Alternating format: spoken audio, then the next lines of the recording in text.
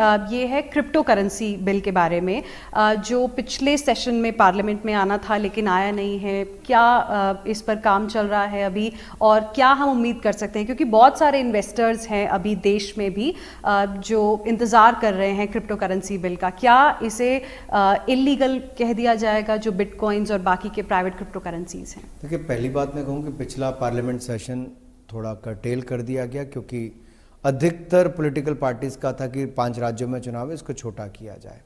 दूसरा मैं कहूँ कि डिजिटल करेंसी को लेकर हम बहुत ओपन हैं, और डिजिटल इंडिया की बात तो नरेंद्र मोदी जी करते ही हैं।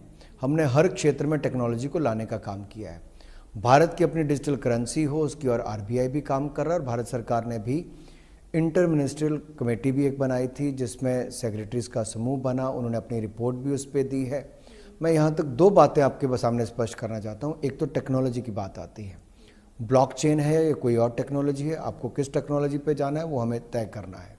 दूसरा, क्रिप्टो करेंसी के अलावा बहुत सारी और करेंसी, अगर मैं बात करूँ कि आप कहेंगे बिटकॉइन है, ये है, वो है, तो तरह तरह की करेंसी दुनिया भर में है। लोग उसमें इन्वेस्टमेंट भी करते होंगे।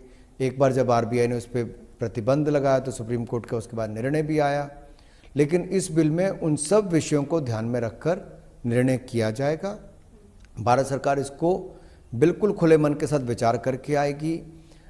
एक बात जरूर आपको समझनी होगी, ये जो फ्लक्चुएशन है, मान लीजिए बिटकॉइन का एक रेट $2000 आज था, तो या कुछ महीने पहले था, आज $60,000 के लगभग हो जाए, तो क्या इतनी फ्लक्चुएशन फिएट करेंसी में कहीं होती है?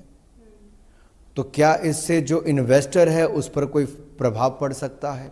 तो इन्वेस्टर्स की प्रोटेक्शन भी कैसे हो, इसको भी ध्यान में रखना है।